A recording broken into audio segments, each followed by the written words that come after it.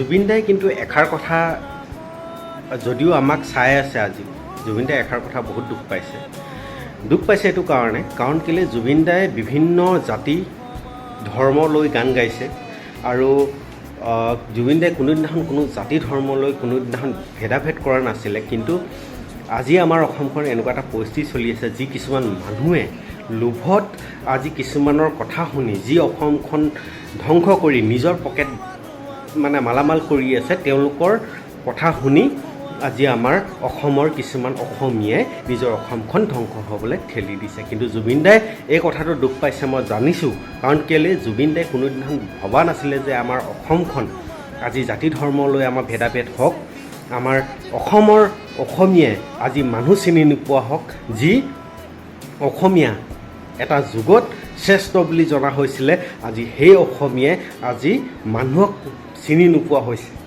আজি অসমীয়াই মানুহক চিনি নোপোৱা হৈছে কাৰণ অকল এটা জোহত টকাৰ লোভত।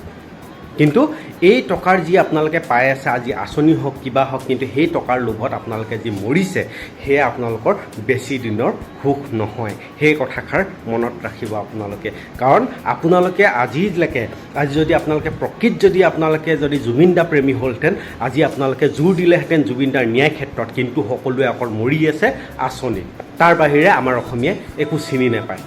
কিন্তু কিমান দিন খাব আপোনালোকে?